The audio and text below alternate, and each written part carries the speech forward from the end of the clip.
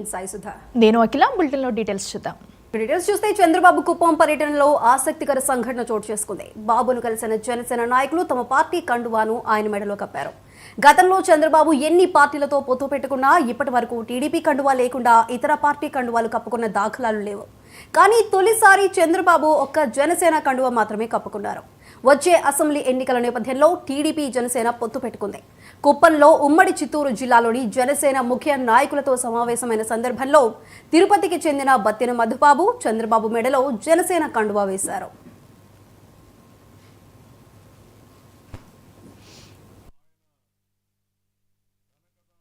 చంద్రబాబు కుప్పం పర్యటనలో వరుసగా 3వ రోజు పర్యటిస్తున్నారు. ఇవాళ ఆయన కుప్పంలో అన్నా క్యాంటీన్ ప్రారంభించారు. బస్టాండ్ వద్ద ఏర్పాటు చేసిన అన్నా క్యాంటీన్ ప్రారంభించిన చంద్రబాబు స్వయంగా భోజనం వడ్డించారు. అంతకుముందు R&B గెస్ట్ హౌస్ నుంచి బస్టాండ్ సర్కిల్ వరకు భారీ ర్యాలీ నిర్వహించారు. ప్రజల్లో మునుపెన్నడూ లేనంత ఉత్సాహాన్ని చూస్తున్నామని సంతోషం వ్యక్తం చేశారు. ప్రజల ఊపు చూస్తుంటే వైసీపీని ఓడించడానికి సిద్ధంగా ఉన్నారనిపిస్తుందని వ్యాఖ్యానించారు. గత 35 ఏళ్లుగా కుప్పం ప్రజలు తనను ఆదరిస్తున్నారని, ఈసారి 1,00,000 మెజారిటీ అందించి కుప్పం స్థాయిని ఘనంగా చాటాలని చంద్రబాబు పిలుపునిచ్చారు. గతంలో కంటే ఈసారి కుప్పం నియోజకవర్గంలో రెట్టింపు అభివృద్ధి చేస్తామని హామీ ఇచ్చారు చంద్రబాబు.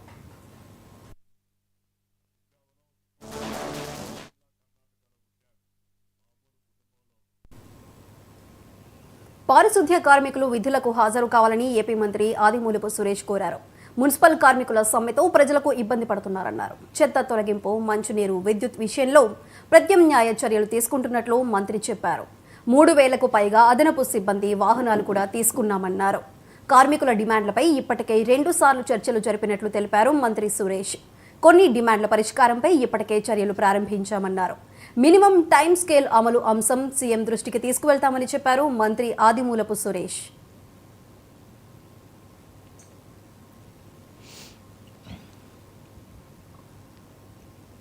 కాంగ్రెస్ ప్రభుత్వంపై మాజీ మంత్రి జగదీష్ రెడ్డి విమర్శలు చేశారు. ప్రభుత్వాన్ని నడపలేక అబద్ధాలు చెబుతున్నారని ఆరోపించారు. దేశంలో అప్పులు లేని రాష్ట్రం లేదని అన్నారు. ప్రజలకు అన్నీ తెలుసని, రైతులకు కడుపు నిండా కరెంట్ ఇచ్చామన్నారు. కాంగ్రెస్ పాలిత రాష్ట్రాలు కూడా అప్పుల్లో ఉన్నాయన్నారు జగదీష్ రెడ్డి.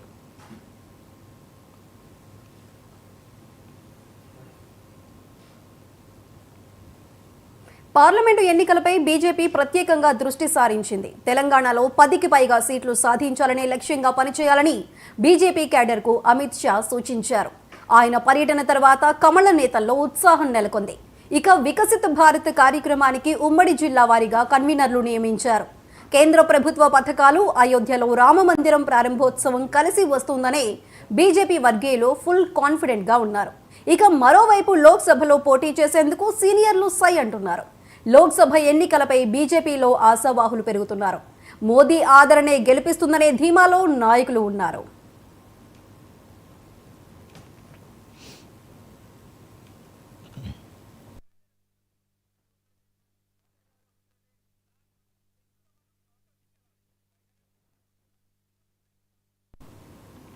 భద్రాద్రి కొత్తగూడెం జిల్లా ఇల్లందు టౌన్ 4వ వార్డులో ప్రజాపాలన కార్యక్రమం వద్ద ఉద్రిక్త వాతావరణం నెలకొంది. పథకాలు అమలు జరిగినా అంటూ ఓ బీఆర్ఎస్ పార్టీ వ్యక్తి అనడంతో అక్కడే ఉన్న కాంగ్రెస్ నేతలకు, బీఆర్ఎస్ నేతలకు మధ్య వాగ్వాదం జరిగింది.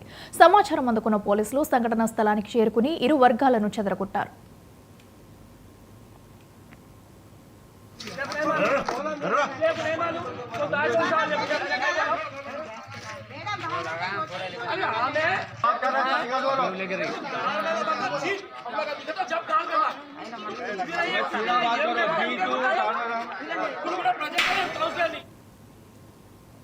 ప్రకాశం జిల్లా గిద్దలూరు నియోజకవర్గంలో టీడీపీ, జనసేన పార్టీల మధ్య పచ్చగడ్డి వేస్తే భగ్గుమనేలా వర్గ విభేదాలు ఏర్పడ్డాయి.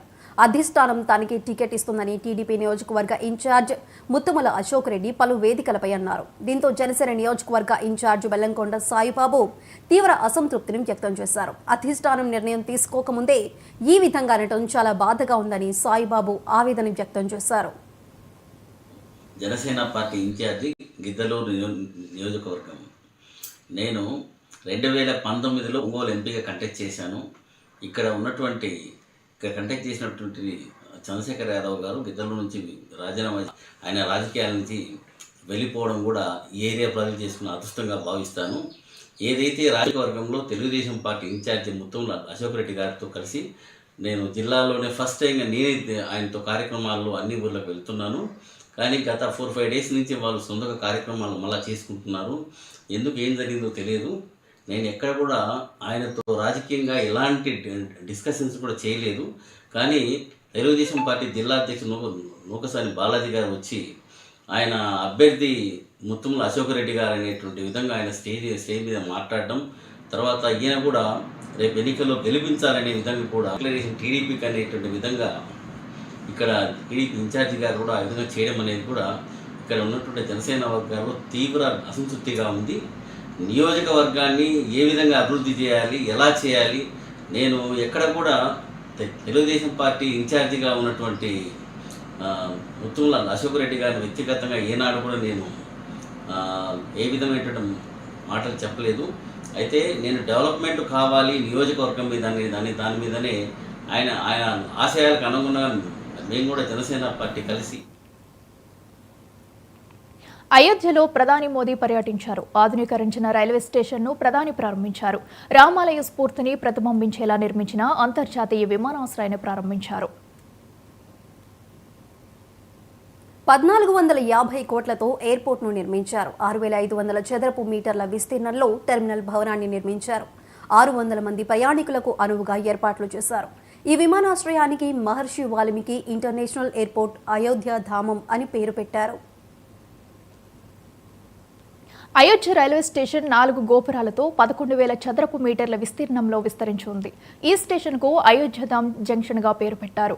భవనం మధ్య గోపురం రాముడి కిరీటం ప్రేరణతో నిర్మించారు. కిరీటం వెనుక ఉన్న చక్రం సూర్యుడిని సూచిస్తుంది.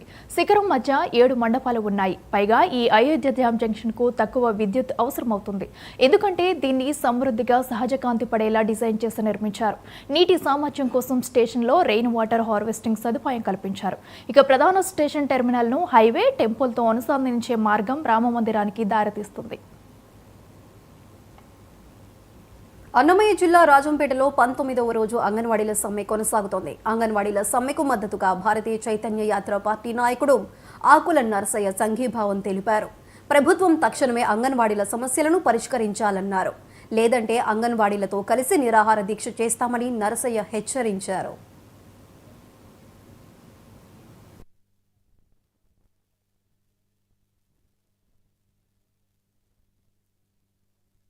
నడిబొడ్డు నుంచి అంగన్వాడీ టీచర్లు అలాగే ఆయామ్మలు వాళ్ళందరి తరఫున మా పీసీఓ పార్టీ తరఫు నుంచి వాళ్ళకి మద్దతు ప్రకటించడానికి ఇక్కడ వచ్చాము. ఈ రోజే కాదు, నిన్న కూడా మేము వచ్చాము.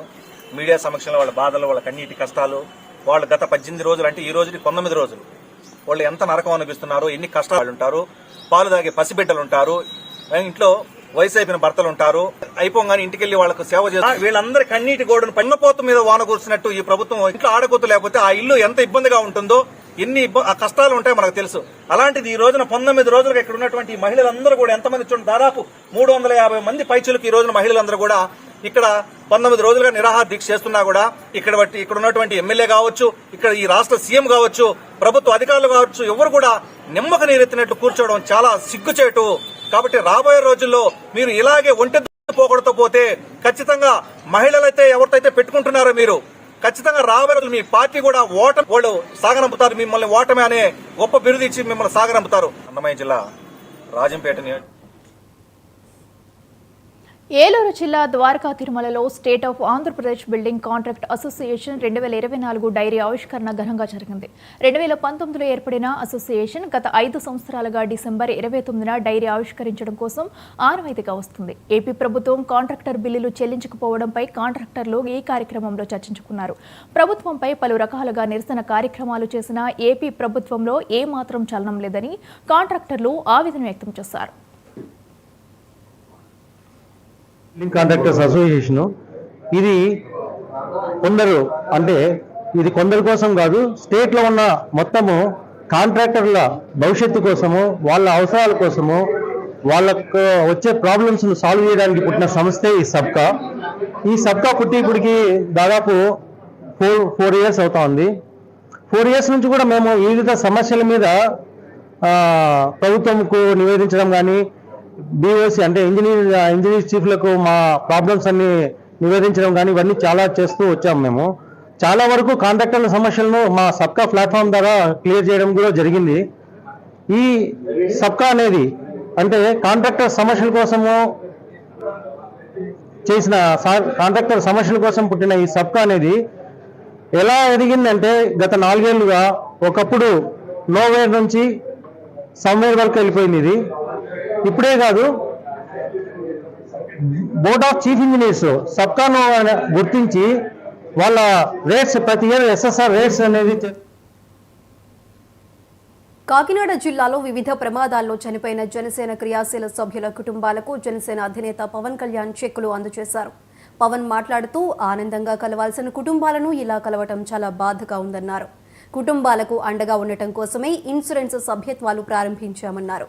జాతీయ స్థాయిలో కూడా ఏ పార్టీ ఇలాంటి అడుగులు వేయలేదన్నారు. భవిష్యత్తులో ప్రతి ఒక్కరికి అండగా ఉంటానని పవన్ హామీ ఇచ్చారు.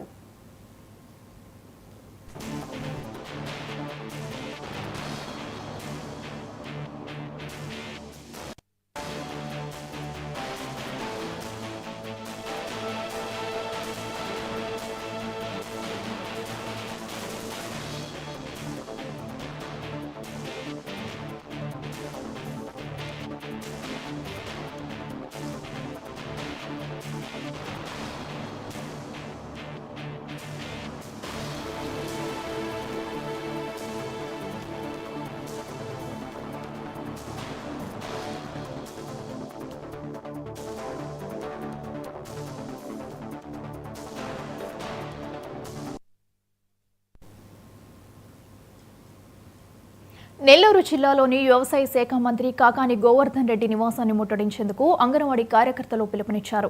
దీంతో అప్రమత్తమైన పోలీసులు కార్యాలయం వద్ద భారీగా మోహరించారు.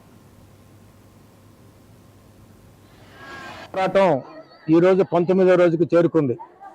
రేపు రాత్రి నూతన సంవత్సర వేడుకలు జరుగుతుండేటటువంటి సందర్భంలో పోలీసు బలగాలను మొట్టమొదటిసారి ఈ రోజే ప్రభుత్వం ప్రయోగించింది. అంటే వాళ్ళ ఉద్దేశం ఏంటో మాకు అర్థం కావట్లే. ఇష్యూని శాంతియుతంగా చేసేటప్పుడు దీన్ని రప్చర్ చేయాలనేటటువంటి ఆలోచన ప్రభుత్వ యంత్రాంగానికి రావడం దురదృష్టకరం. కనీసం అబద్ధాలు ప్రచారం చేసేటటువంటి జగన్మోహన్ రెడ్డి గారి కేబినెట్ మీరు చెప్పేది అబద్ధాలు. దేశంలో చాలా రాష్ట్రాలలో దాదాపు 7-8 రాష్ట్రాలలో ఆంధ్రదేశం కన్నా కూడా ఎక్కువగా జీతాలు ఇస్తున్నారు అనేది మేము ప్రూవ్ చేశాం. కాకపోతే వాళ్ళను కూడా విచారించమని చెప్పండి. మొత్తం 10 డిమాండ్లలో 9 డిమాండ్లు మేము ఒప్పుకున్నాము. ఒక్క డిమాండ్ కోసం కార్మికులు మొరాయిస్తున్నారు, మొండిగా మాట్లాడుతున్నారు అనేది అబద్ధాలు చెప్తా ఉన్నారు.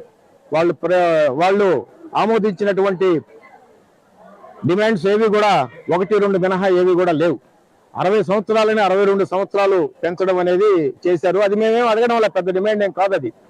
అట్లాగే ఇప్పుడు 50,000ని ₹1,00,000 చేశారు రిటైర్మెంట్ బెనిఫిట్. ఆ పక్క రాష్ట్రంలో కనీసం స్టాలిన్ గవర్నమెంట్, చెన్నై గవర్నమెంట్ ₹2,00,000 ఇస్తా ఉంది. 14,000 రూపాయలు హర్యానాలో ఇస్తా ఉన్నారు. మరి బీజేపీ అధికారంలో ఉండేటటువంటి మధ్యప్రదేశ్ లో కానీ గుజరాత్ లో కానీ మనకన్నా ఎక్కువగా మరి జీతాలు ఇస్తా ఉన్నారు, పెన్షన్లు ఇస్తా ఉన్నారు. రాష్ట్రంలో అవినీతి రాజ్యమేలుతోందని పొలిట్ బ్యూరో సభ్యుడు పితాని సత్యనారాయణ విమర్శించారు. పశ్చిమ గోదావరి జిల్లాలోని రామన్నపాలెంలో టీడీపీ జనసేన ఆధ్వర్యంలో నిర్వహించిన రచ్చబండ కార్యక్రమంలో పితాని సత్యనారాయణ పాల్గొన్నారు. ప్రజా వ్యతిరేకతతోనే జగన్ ఎమ్మెల్యేలను మారుస్తున్నారు. జగన్ అవినీతి, ఇసుక, భూదందాతో రాష్ట్రాన్ని దోచుకుంటున్నారని సత్యనారాయణ మండిపడ్డారు. పితాని సమక్షంలో వైసీపీ నాయకులు టీడీపీ కండువా కప్పుకున్నారు. ఈ కార్యక్రమానికి టీడీపీ జనసేన నాయకులు, కార్యకర్తలు హాజరయ్యారు.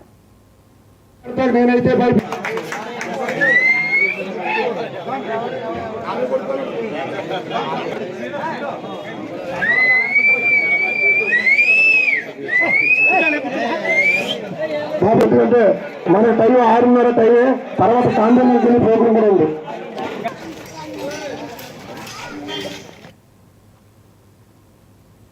విజయనగరం జిల్లాలోని బొబ్బిలి మున్సిపల్ కౌన్సిల్ సమావేశంలో గందరగోళం నెలకొంది.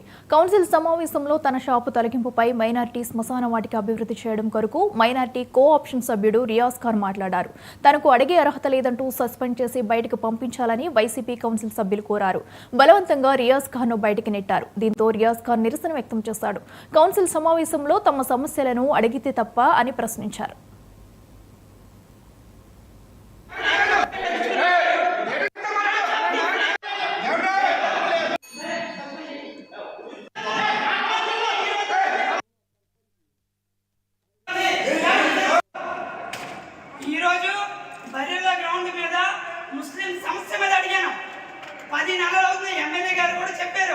ఎమ్మెల్యే గారు చెప్పినా సరే మీరు ఇంతవరకు పట్టించుకోవడం అనేది చాలా బాధాకరం.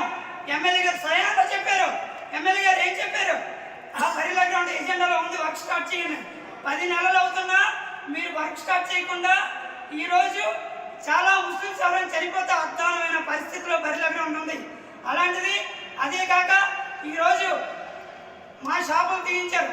ఇంకా అక్కడ షాపు లేని వాళ్ళకి నువ్వు ఈరోజు ఇంకో బడ్డీ పెట్టించి వాళ్ళు అద్దెకిస్తుంటే నువ్వేం చేస్తున్నావు? చైర్మన్ గారు చాలా అన్యాయం. ఈరోజు ఇందిరమ్మ కాలనీలో కామారెడ్డి జిల్లా బాన్సువాడ కాకతీయ పాఠశాలలో ఫుడ్ ఫెస్టివల్ ఏర్పాటు చేశారు. ప్రతి సంవత్సరం పాఠశాలలో ఫుడ్ ఫెస్టివల్ కార్యక్రమాన్ని ఏర్పాటు చేస్తామని ప్రిన్సిపల్ తెలిపారు. ఈ ఫెస్టివల్కు వివిధ రకాల ప్రత్యేక వంటకాలను విద్యార్థులు ఇంట్లో చేసుకుని వస్తారని అన్నారు. ఈ కార్యక్రమం ద్వారా వచ్చిన డబ్బులను స్వచ్ఛంద సంస్థలకు ఇవ్వడం జరుగుతుందని ప్రిన్సిపల్ తెలియజేశారు. As a part of New Year celebration, today we have conducted food festival in our school. The main purpose of this food festival is to educate the children about the importance of the food.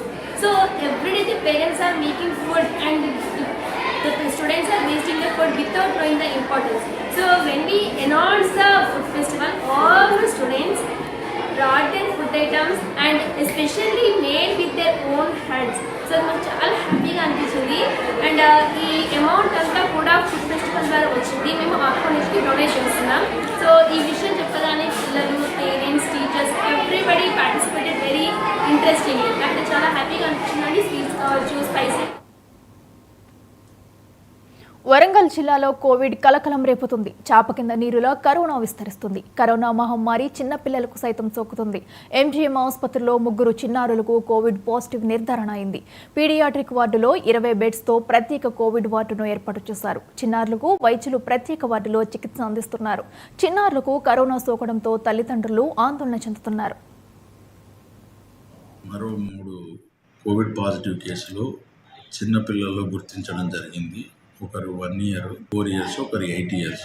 Routine శ్వాసకోశ సంబంధితమైన problems తోటి admit అయితే వాళ్ళకి Covid test చేయడం జరిగితే positive వచ్చింది. వాళ్ళు ఇప్పుడు స్టేబుల్గానే ఉన్నారు. ఆక్సిజన్ కూడా పెద్ద అవసరం లేకుండా రొటీన్ ట్రీట్మెంట్ నడుస్తుంది. కానీ కోవిడ్ పాజిటివ్ వచ్చిన సందర్భంగా పీడియాట్రిక్లో కూడా 20 బెడ్స్ అదనంగా పీడియాట్రిక్ వార్డుకి అదర్ సైడ్ ఐసోలేషన్ కూడా ఏర్పాటు చేసి వాళ్ళకి ట్రీట్మెంట్ ఇవ్వడం జరుగుతుంది. అక్కడ కూడా మనకు పీడియాట్రిక్ వెంటిలేటర్స్, బబుల్ వెంటిలేటర్స్ అంటారు, హెచ్ఎఫ్ఎన్సి, తర్వాత ఇతర ఆక్సిజన్ మానిటరింగ్ అవన్నీ కూడా ఏర్పాటు చేసుకున్నాం. అవన్నీ రెడీగా ఉన్నాయి. ఒకటి అడల్ట్ పేషెంట్, మొత్తం 4 పాజిటివ్ కేసెస్ ఉన్నాయి. స్టేబుల్గా ఉన్నా కూడా నెంబర్ మాత్రము కొంచెం 2 డిశ్చార్జ్ అవ్వడం జరిగింది. సో మొత్తము 14 మందిలో 2 డిశ్చార్జ్ అయ్యి 4 అడ్మిషన్లో ఉంటే 8 మంది హోమ్ ఐసోలేషన్లో ఉన్నారు. 2 ఫుల్ రికవరీ అయ్యి డిశ్చార్జ్ అయ్యి ఇంటికి వెళ్ళిపోయినారు. ఎంజిఎంలో మరో 3. అన్నమయ్య జిల్లాలో రాజంపేట మున్సిపాలిటీ ఉద్యోగులు సమ్మెను నిర్వహించారు. ఈ సమ్మెకు జనసేన నాయకులు మద్దతు తెలిపారు. కాంట్రాక్ట్ అవుట్ సోర్సింగ్ కార్మికులను పర్మనెంట్ చేయాలని, సుప్రీంకోర్టు తీర్పు ప్రకారం సమాన పనికి సమాన వేతనం ఇవ్వాలని జనసేన నాయకులు శ్రీనివాసరాజు డిమాండ్ చేశారు. పర్మనెంట్ ఉద్యోగులకు హెల్త్ కార్డులు ఇవ్వాలని, తక్షణమే ప్రభుత్వం సమస్యలన్నీ పరిష్కరించాలన్నారు శ్రీనివాసరాజు.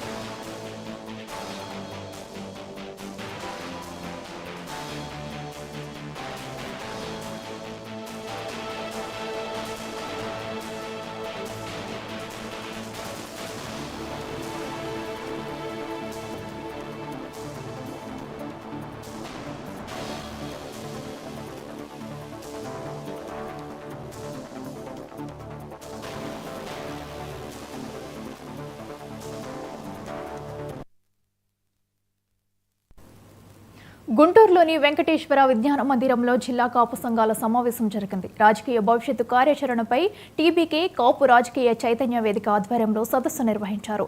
ఈ సమావేశానికి వివిధ రాజకీయ పార్టీల్లోని కాపు నేతలు సదస్సులో పాల్గొన్నారు. రాజ్యాధికారం కోసం బీసీలతో కలిసి పోరాటం చేస్తామన్నారు. కాపు దమాషా ప్రకారం సీట్లు ఇవ్వాలని డిమాండ్ చేస్తున్నామన్నారు. కృష్ణా, గుంటూరు జిల్లాలో కమ్మలతో పాటు కాపులకు సీట్లు ఇవ్వాలని డిమాండ్ చేశారు. కాపు నేతలంతా కలిసి ఆయా పార్టీల్లో టికెట్స్ వచ్చేలా గట్టిగా మాట్లాడండి. రాయలసీమలో 14% ఉన్న బలిజలకు ఒక్క సీటు ఇవ్వడం లేదు. గుంటూరు పార్లమెంటులో కూడా ఇతర సామాజిక వర్గాలకు టికెట్స్ ఇచ్చి కాపులకు సీట్లు ఇవ్వడం లేదు. పవన్ కళ్యాణ్ రాజ్యాధికారి కోసం 20 ఏళ్లు పోరాడతాను అన్నారు. ఈ సమావేశం తర్వాత రాష్ట్ర వ్యాప్తంగా సమావేశం కూడా నిర్వహిస్తామన్నారు.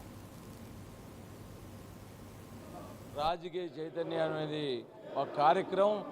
దాసరాము తదితర కాపు కమ్యూనిటీలు మొత్తం కూడా ఏకమై గుంటూరు జిల్లాలో ఉన్నటువంటి 17 ఉమ్మడి జిల్లాలో ఉన్నటువంటి 17 నియోజకవర్గాల ప్రజలందరూ కూడా చాలా భారీ సంఖ్యలో మరి ఉదయాన్నే 10 గంటలకల్లా హాజరయ్యారు.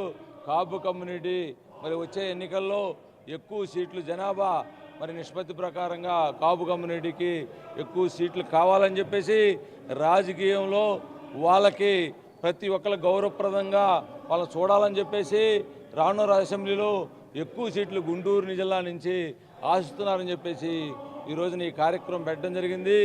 దీనికి పెద్ద ఎత్తున మరి కాపు నాయకులు మరి ఇక్కడ నిర్వహించినటువంటి ప్రతి ఒక్కరు కూడా ధన్యవాదాలు తెలియజేసుకుంటూ ఉన్నాం. కాపు సంఘీయులందరం కూడా గుంటూరు సిటీ నడిబొడ్డు మార్కెట్ సెంటర్లో ఉన్న విజ్ఞాన మందిర్లో ఒక ఆత్మీయ సమావేశం అయ్యాం. 1-2 నెలల్లో ఎలక్షన్స్కి వెళ్ళబోతున్నాం. మా రాజకీయ భవిష్యత్తు కార్యాచరణ మీద అందరం కలిసి మాట్లాడుకోవాలని ఈ కార్యక్రమం ఏర్పాటు చేసుకొని అన్ని నియోజకవర్గాల్లో కాపు సంఘం పెద్దలను పిలుచుకున్నాం. అట్లాగే అన్ని రాజకీయ పార్టీల నుంచి ప్రతినిధులు కూడా పిలిచాం. వాళ్ళ యొక్క అభిప్రాయాలు తెలియజేయమన్నాం. మేము కోరుకుంటుంది ఒకటే, ఈ రాష్ట్రంలో అత్యధిక జనాభాగా ఉన్నది కాపులు, బీసీఎస్సీ వర్గాలు. ప్రజాస్వామ్యంలో ఎవరు ఎక్కువ ఉంటే వాళ్ళు పరిపాలన చేయాలా, కానీ మైనారిటీలు పరిపాలన చేస్తున్నారు. ఈ పేద బడుగు బలహీన వర్గాలకు రాజ్యాధికారం సాధన కోసం మేము కాపులను బీసీఎస్సీలు కలుపుకొని రాజ్యాధికార దిశగా పనిచేయాలని చెప్పి నిర్ణయం చేసుకున్నాం. అట్లాగే రేపు రాబోయే ఎన్నికల్లో అన్ని రాజకీయ పార్టీలు కూడా జనాభా దామాషా ప్రకారంగా ఎవరు ఎన్ని ఓట్లు ఉంటే అన్ని సీట్లు వాళ్ళకి ఇవ్వాలని చెప్పని అన్ని రాజకీయ పార్టీలు మేము డిమాండ్ చేస్తున్నాం. ముఖ్యంగా గుంటూరు జిల్లా, కృష్ణా జిల్లాకు వచ్చేటికి కమ్మ కాపు సమానంగా ఉంటాం. 5 లక్షల ఓట్లు వాళ్ళే, 5 లక్షల ఓట్లు మావి. కానీ వాళ్ళ సీటుకు వచ్చేటికి 6-7 వెళ్తున్నాయి. మాకు వచ్చేది 1-2 కోట్లు రావట్లేదు. అవి కూడా ఓడిపోయే స్థానాలు ఇస్తున్నారు. 50 కోట్లు ఉంటే తప్ప రాజకీయాల్లో రాబాకని అంటున్నారు.